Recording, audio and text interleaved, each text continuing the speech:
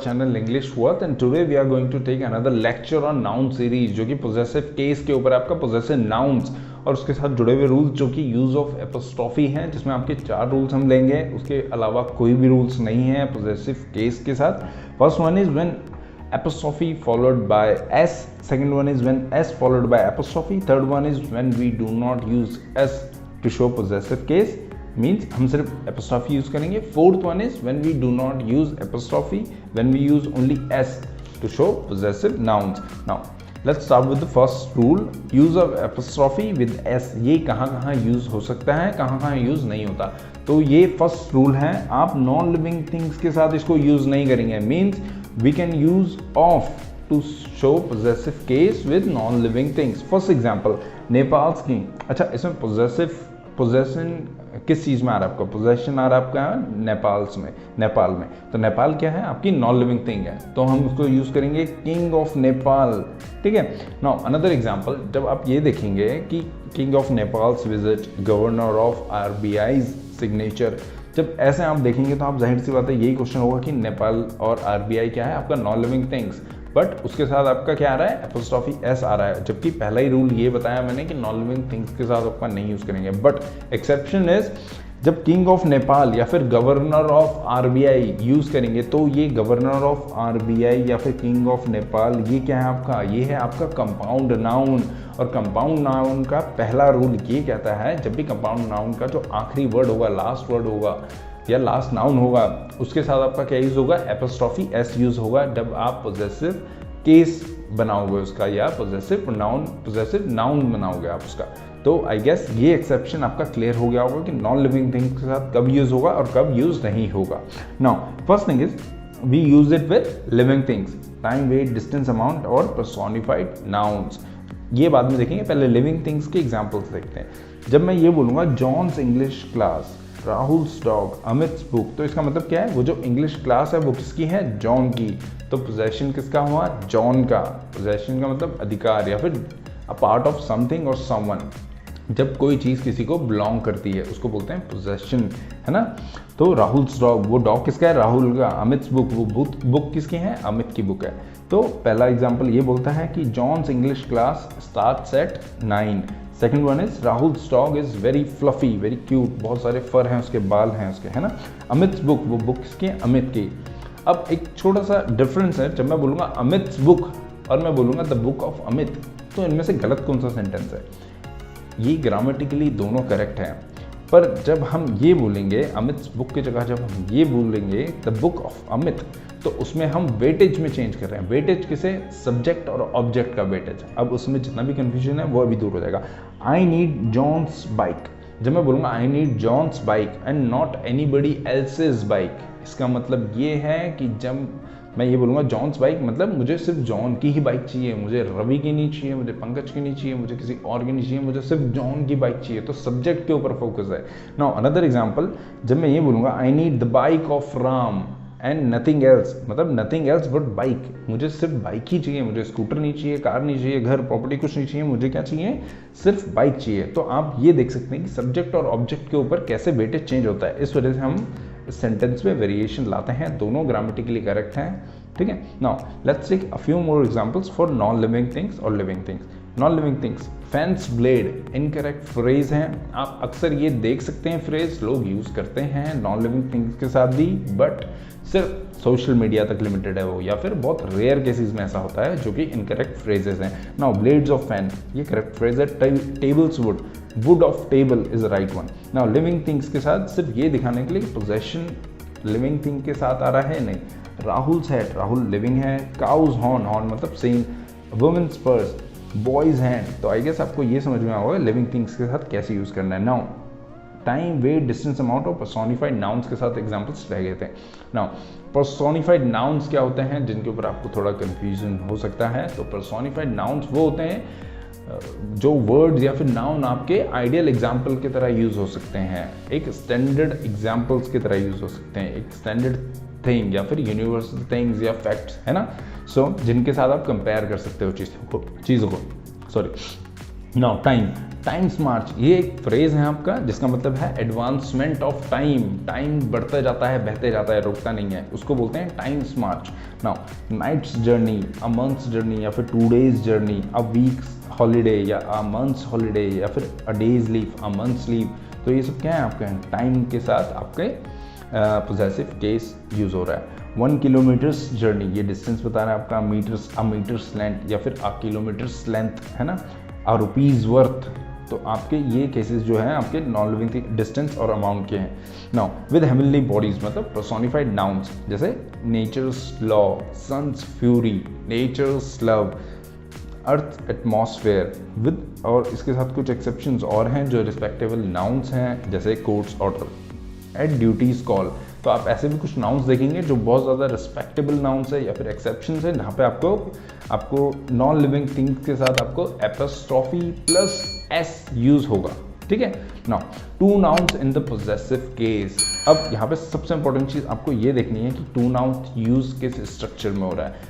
पहला structure one and only structure जिसके बारे में बात करी जा रही है अभी, एंड क्या है आपका कंजक्शन है, एंड तीनों एग्जाम्पल में मैंने एंड लिया। हम केसेस 2 देखने वाले हैं, केसेस है सिंगुलर और प्लूरल फॉर्म, और केसेस किस चीज़ का है, when apostrophe s is used with one noun या फिर when used with both the nouns. अब कन्फ्यूजन धीरे धीरे हटेगा आपका जब मैं बोल रहा हूँ both the noun. Sheela Rohit 2 noun है, सनी बॉबी 2 नाउन है जो एंड के साथ जुड़े हुए हैं। Another one, Sheela and Rohit जब 2 नाउन है और दोनों के साथ आपका क्या यूज हो रहा है, एपोस्ट्रोफी। ये देखो एपोस्ट्रोफी यूज हो रहा है। बट पहले जो 2 एग्जाम्पल्स है उसमें आपका सिर्फ सेकंड के साथ आपका एपोस्ट्रोफी यूज हो रहा है ना, और जो थर्ड वन है उसमें आपका दोनों के साथ यूज हो रहा है। तो जब नाउन दोनों नाउन के साथ यूज होगा आपका, फर्स्ट सेकंड वन के साथ यूज होगा एपोस्ट्रोफी एस जब आपका दोनों नाउन्स के साथ यूज होगा तो वो प्लूरल केस हो जाएगा। जब आप किसी एक नाउन के साथ यूज होगा और वो भी लास्ट वन तो आपका सिंगुलर केस यूज होगा। वो एग्जांपल्स देखते हैं कैसे। जब मैं बोलूंगा शीला एंड रोहित्स फादर, तो मैं ये बोल रहा हूँ जो फादर है वो शीला एंड रोहित दोनों के हैं और दोनों के फादर एक हैं उसमें, the father of both Sheela and Rohit. तो उन दोनों के फादर हैं, जॉइंट पोजेशन है, मतलब वो दोनों के फादर एक ही हैं। और इसको अगर जो मैं और लंबे सेंटेंस को एक्सटेंड करूंगा, the father of both Sheela and Rohit is coming today, है ना। तो मैंने सिंगुलर केस है इसलिए उसमें वर्ब फॉर्म इज यूज करी है, the father of both Sheela and Rohit is coming today. Now Dharmendra is Sunny and Bobby's father. तो धर्मेंद्र क्या है, सनी और बॉबी दोनों के ही फादर हैं, एक ही आदमी है जो दोनों का फादर है। तो ये जॉइंट पोजेशन होता है पहली चीज़। दूसरा ये सिंगुलर फॉर्म यूज़ होती है इनके साथ, ये सिंगुलर फॉर्म यूज़ होते हैं। जब मैं एंड के पहले नाउन और बाद के नाउन दोनों के साथ एपोस्ट्रोफी एस यूज़ करूँगा, इट मीन्स वो जॉइंट पोजेशन नहीं है, पहली चीज़। दूसरी चीज़ वो दोनों अलग अलग इंसानों की बात हो रही है। तो Sheela and Rohit father are meeting today, इसका मतलब है उन दोनों के फादर अलग अलग हैं और वो आज मिल रहे हैं। Now compound noun add apostrophe at the end of the word, मतलब जो भी कंपाउंड नाउन का लास्ट वर्ड होगा या फिर लास्ट नाउन होगा उसके साथ आपको एपोस्ट्रोफी एड यूज करना है, एपोस्ट्रोफी एस ऐड करना है। चाहे वो लिविंग थिंग हो चाहे वो नॉन लिविंग थिंग हो, उससे फर्क नहीं पड़ता, बस वो कंपाउंड नाउन का पार्ट होना चाहिए, पहली चीज़। दूसरी चीज़ ये है कि इसको पहचाने कैसे जाएगा कंपाउंड नाउन क्या है। देखो यूजुअली कंपाउंड नाउन का जो फॉर्मेट होता है वो हाइफेनेटेड फॉर्म में होता है। हाइफेनेटेड मतलब जैसे आप कमांडर और इनके बीच में आप ये देख रहे हैं, ये ऐसा स्ट्रक्चर बना हुआ है, इसको बोलते हैं हाइफन, और उस फॉर्म को बोलते हैं हाइफेनेटेड फॉर्म। तो कमांडर इन चीफ्स ऑर्डर, अब जो लास्ट वर्ड है उसके साथ आपका यहाँ पे एपोस्ट्रोफी एस यूज हुआ है। तो वो जो ऑर्डर्स हैं वो किसके, कमांडर इन चीफ्स के ऑर्डर हैं। अब मैं बोलूँगा माई मदर इन लॉज या ब्रदर इन लॉज बिहेवियर, तो मेरी मदर इन लॉ का जो बिहेवियर है, मेरे ब्रदर इन लॉ का जो बिहेवियर है उसके बारे में बात हो रही है। Made servants absence, the queen of England's residence. तो अब ये देख लीजिए कि यहाँ पे जो इंग्लैंड है ये नॉन लिविंग थिंग है, लॉ है नॉन लिविंग थिंग है, लॉ यहाँ पे अगेन यूज हो रहा है, वो भी नॉन लिविंग थिंग है ना। तो नॉन लिविंग थिंग हो चाहे चीफ या जो भी आपकी maid servant living thing he होता है हमेशा, है ना। तो जो भी ये लिविंग थिंग या नॉन लिविंग थिंग हो, दोनों के साथ एपोस्ट्रोफी एस आएगा जब आपको पोजेसिव केस शो करना है। नाउ ये दोनों एग्जाम्पल मैं ऑलरेडी ले चुका हूँ, जानबूझ के इंक्लूड किया है ताकि आपको याद रहे। कई बार ये हाइफेनेटेड फॉर्म में नहीं भी होता है, इनके बीच में शायद ये जो आपका हाइफेनेटेड फॉर्म है ये यूज नहीं होगा, है ना। No my son in law's sister, तो जो मेरे सन इन लॉ की सिस्टर है उसके बारे में बात हो रही है यहाँ पे। नाउ पोजेसिव प्रोनाउंस, कुछ वर्ड्स, पहली बात प्रोनाउन का लेक्चर नंबर 17 है, बहुत अच्छे से एक्सप्लेन किया है लेक्चर नंबर 17 में। नाउ पोजेसिव प्रोनाउंस, कुछ वर्ड्स ऐसे हैं इंग्लिश में जो ऑलरेडी ऑटोमेटिकली पोजेसिव फॉर्म्स में होते हैं, जिन्हें बोलते हैं पोजेसिव प्रोनाउंस। यहाँ पे आप कंफ्यूज मत होना, सिर्फ इतना समझ लीजिए कुछ वर्ड्स ऐसे हैं। वो वर्ड्स कौन से हैं उसके एग्जाम्पल्स देखते हैं। His, hers, yours, ours, theirs, its. तो ये जितने भी फॉर्म्स हैं, जितने भी वर्ड्स हैं, ये ऑटोमेटिकली आपके पोजेसिव प्रोनाउंस में। इनके साथ आपको एस ऐड करने की जरूरत नहीं है, इनके साथ ऑलरेडी एस एडेड है, आप देख सकते हैं his, hers, yours.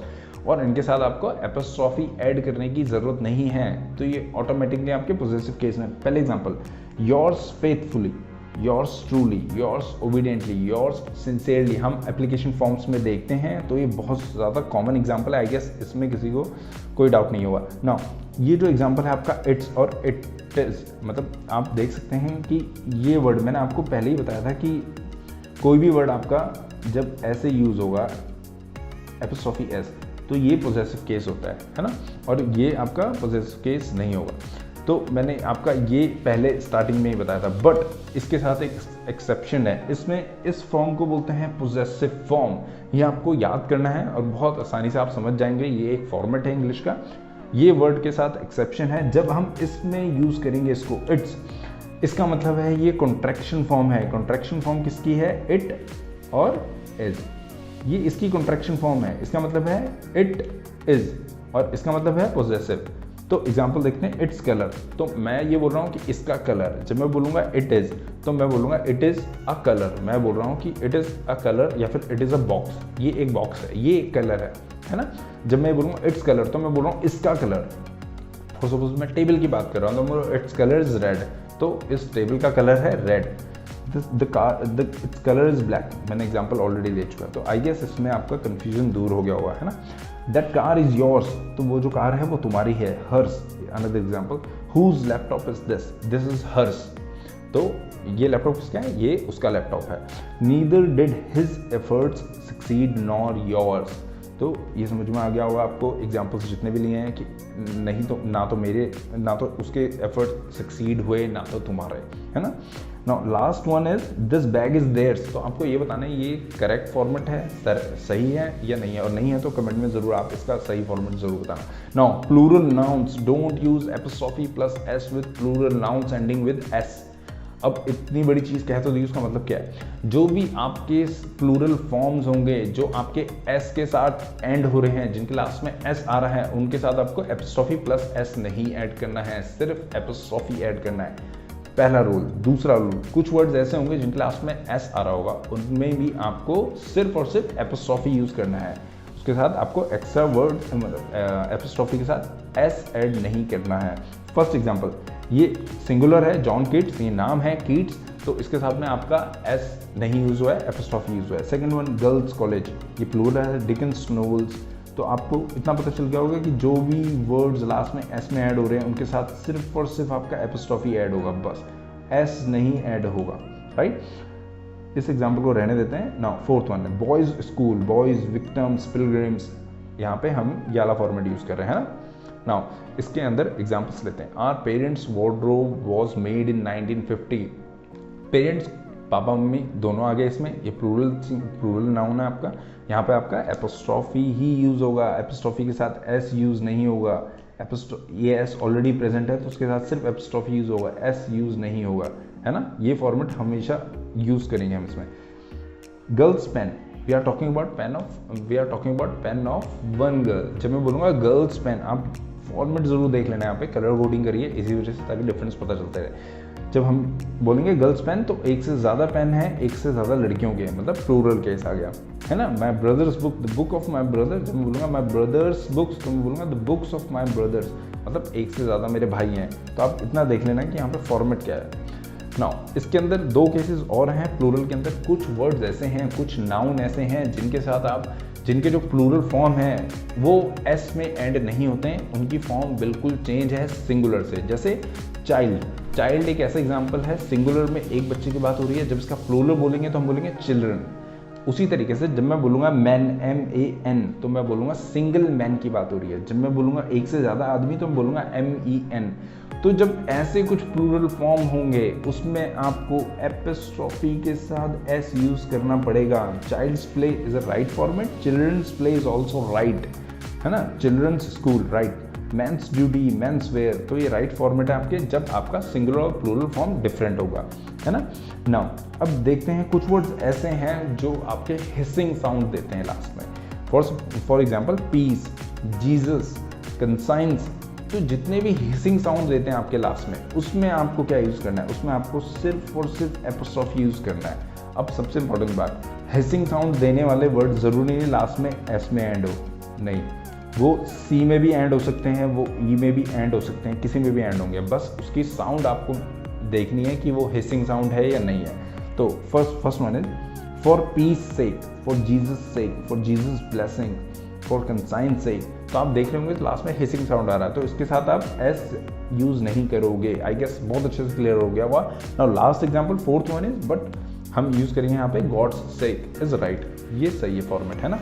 Now last one but still very important, इसका फॉर्मेट क्या है, इसका फॉर्मेट है somebody else's, anybody else's, nobody else's, everybody else's। तो ये somebody, anybody, nobody ये क्या है आपका इंडेफिनिट प्रोनाउन है। जब हम किसी सर्टेन चीज़ या सर्टेन आदमी की बात, सर्टेन इंसान की बात नहीं करते हैं तो हम यहाँ क्या यूज़ करेंगे, somebody, anybody, everybody, है ना। तो इनके साथ पोजेसिव फॉर्मेट क्या होता है इनका, somebody else's, और कभी भी ये फॉर्मेट नहीं होता है या फिर ये फॉर्मेट नहीं होता है। ये दो चीज़ों को कलर कोडिंग से दिखाया ताकि आपको याद रहे, पिक्चर व्यू, पिक्चर मेमोरी में आपके रहे हमेशा, है ना।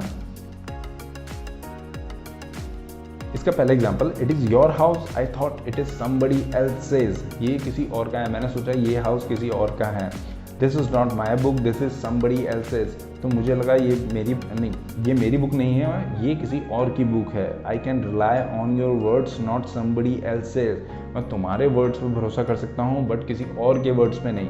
समबडी एल्सेज, आई ओबे your orders not somebody else's, या फिर एंड नोबडी एल्सेज। तो इसका आपको आई गेस फॉर्मेट बहुत अच्छे से क्लियर हो गया होगा। सिंपल सी बात है, बस आपको ये याद रखना है। और ये जो रेड में मैंने लिखा है कलर कोडिंग, वो गलत फॉर्मेट है।